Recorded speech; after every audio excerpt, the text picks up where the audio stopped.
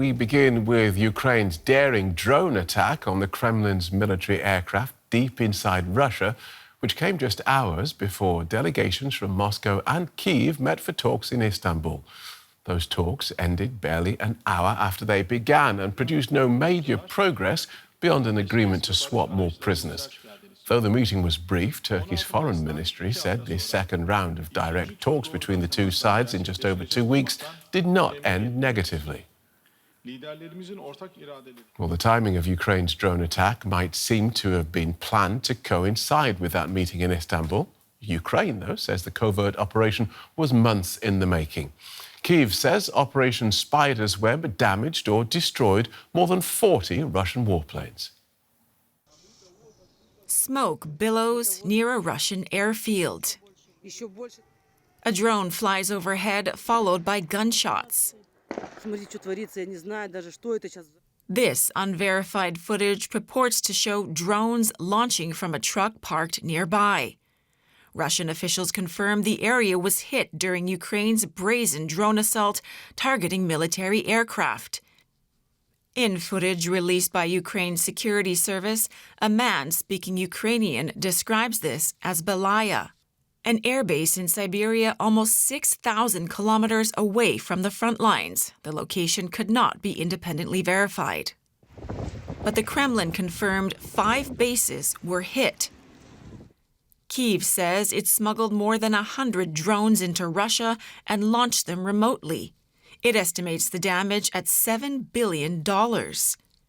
President Zelensky said the attack, called Operation Spider's Web, was the result of elaborate planning.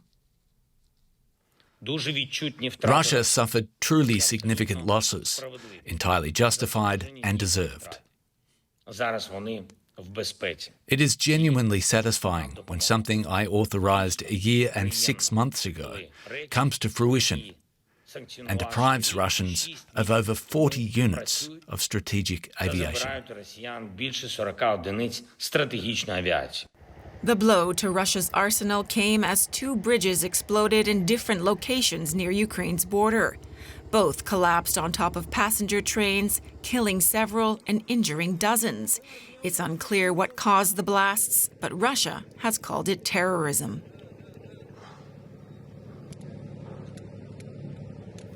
OK, let's take a closer look at this with Yasir Atalan from the Centre for Strategic and International Studies in Washington, D.C.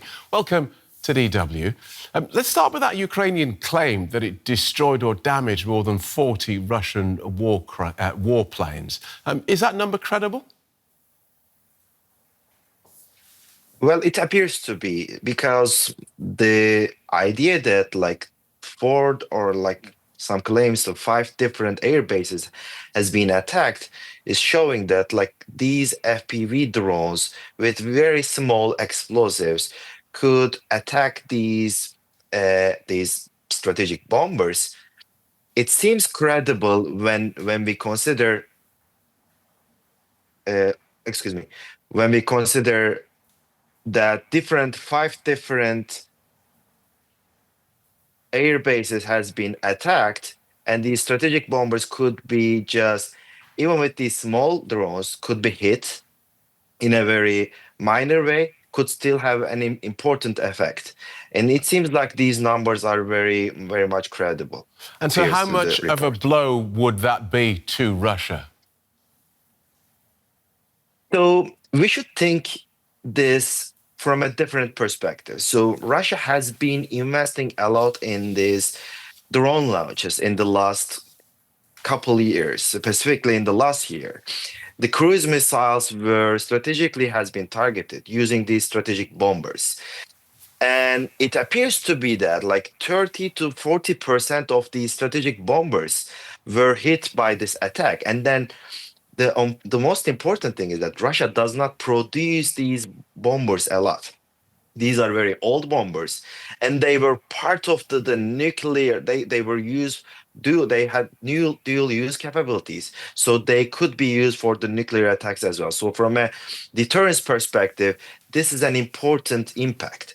And when it comes to the cruise missiles, air-launched cruise missiles, these 40% bombers, if they were damaged significantly, it's very difficult to replace them in a very quick way, even though Russia has the large stockpiles of the cruise missiles.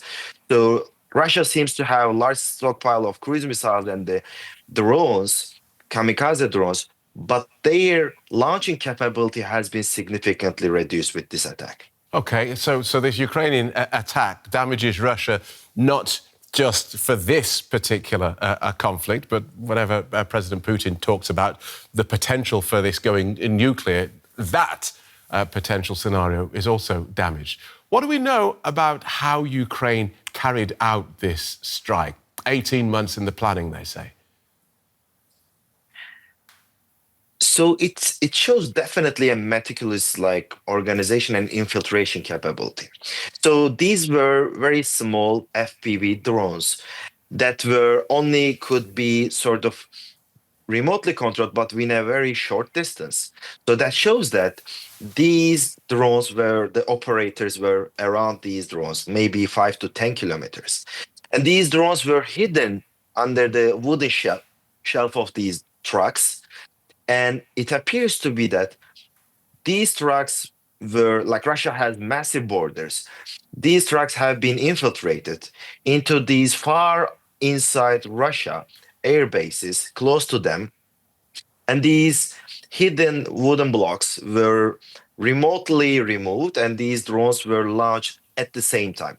So the most important thing here is that the operation was mostly successful because they were at the same time launched and at the same time hit these air bases. So it turns out that this infiltration operation is like it needs some kind of meticulous planning, and it has long time planning. So probably an important unit within the Ukraine military has been investing this plan for a long time. And what do you think? Was this likely to be a solely Ukrainian operation, or might they have had help?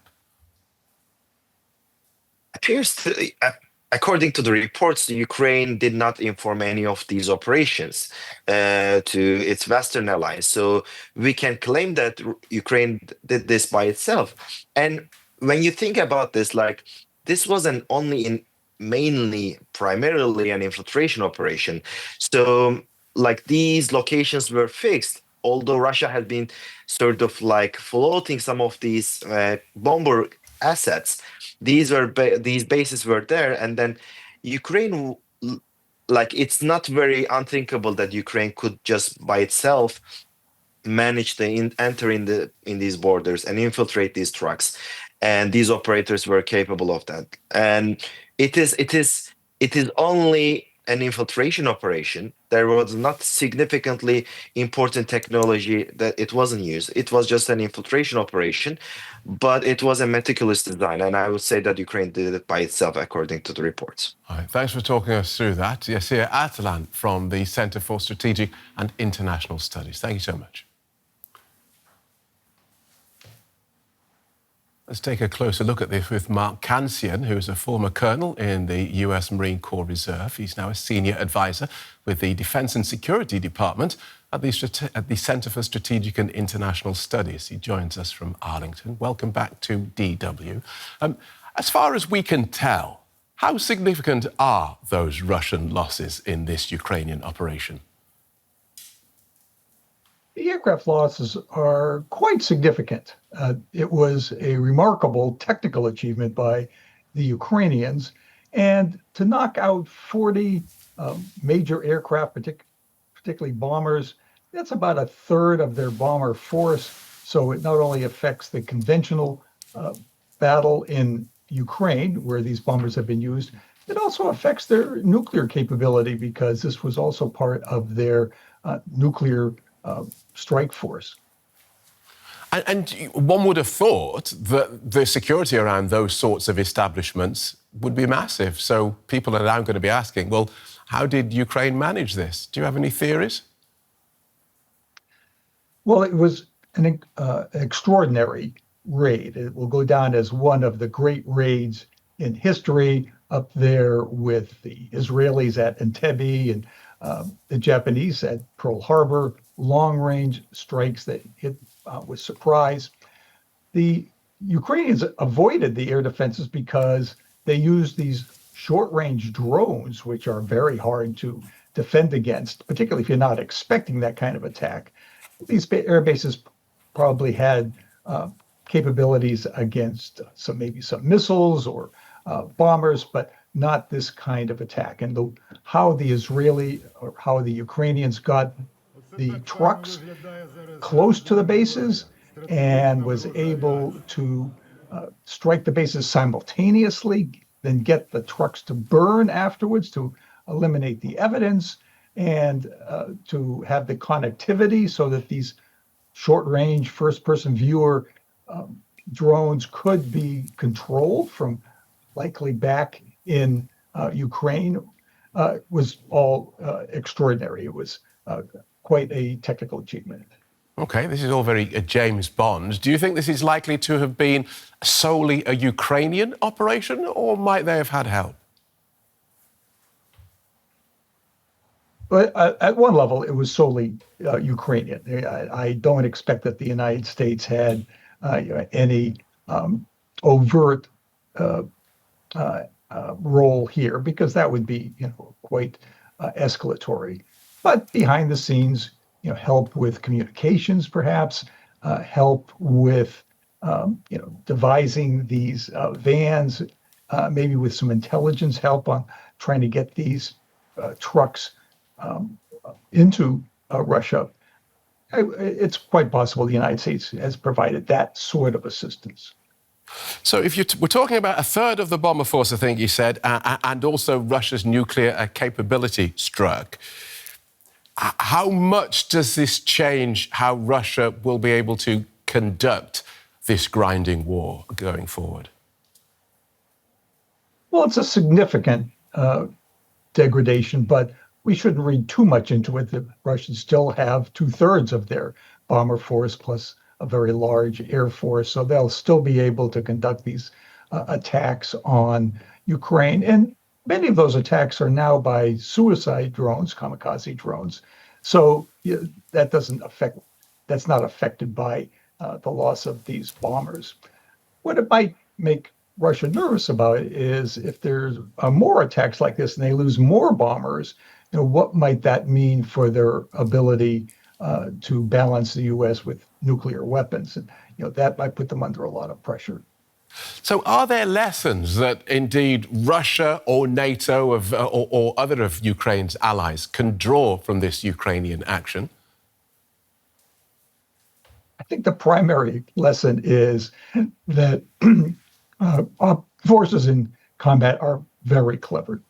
And there is always someone on the other side whose job it is to outsmart you, and that can happen. We've seen that here. Replicating this kind of attack would be very difficult, not necessarily impossible, but now the Russians are looking for it. It took a year and a half of planning, but it shows what the Ukrainians can do on their own and in these extreme circumstances.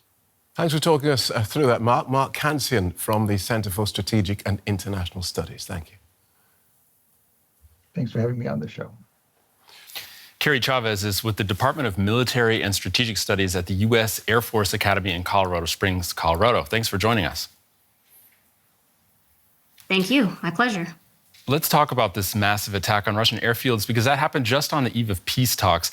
Now, they said it was 18 months in the works. So was this an accident that had happened at this time, or was that planned, in your opinion? I suspect it was intentional. The timing of the peace talks, Ukraine has intentions to signal capabilities, resolve political will on the eve of those peace talks. So even though it did take this long to plan, I suspect that they intentionally timed it on the eve. Luckily, it was prepared to go at that time. Well, Russia has also done this. It's been stepping up attacks for weeks now as the two have come together to try to start peace talks anyway. What is the military strategy behind escalating at a point in the war like this? Well, as they come to the bargaining table to negotiate, both of them will have to make concessions, but they're hoping to shift that bargaining range in each of their favor, which is disadvantageous to the other side. So by increasing the intensity, the frequency, the lethality of these attacks, they're causing the other side to militarily evaluate if they can continue in this conflict or if this is the right time to sue for peace. Okay, and let's say that that was Ukraine's calculation, just speculating here that this was time to coincide with the peace talks. Ukraine is obviously proud of what they have done to these Russian airfields. They've advertised it, they've released videos of it. Do you think that this actually is a sign that Ukraine is ready to keep fighting a protracted war of attrition, as it may have tried to suggest with this attack? There are multiple audiences for this. They have a domestic audience where they have to continue to mass morale. They have an international audience where they hope to continue to amass support to show that they merit support from the international community and Western nations. And then they have Russia as an audience. And so across all of those audiences, they're signaling different things, showing how proud they are to their domestic audiences, showing how competent they are to Russian international audiences is strategic and quite politically apt. And it has been a morale booster. I know a lot of Ukrainians who have been posting about this, celebrating the attacks. But you mentioned also one of their audiences is Russia. What do you think Russia makes of the attacks that took out several of its planes? I've been tracking some of the Russian bloggers throughout the day, some of the embedded journalists, and it seems like it was quite a blow to their morale. On some of the Telegram posts, it's suggesting that they are embarrassed by the intelligence and security failures that led to this. The logistics and the intelligence planning on the Ukrainian side were quite extraordinary across long time horizons with many points of failure. So there were a lot of opportunities for Russia to catch this, and they did not. And Ukraine was able, with small drones, to mount a rather asymmetric and successful attack against Russia's exquisite strategic bombers. So I think they're embarrassed. I think they're angry. I think they're hostile and wanting some kind of retaliation. So it certainly worked for the reasons that Ukraine wanted for the Russian audience. Okay, so black eye for Russia there. Kerry, Chávez, thanks for your insights. Thank you.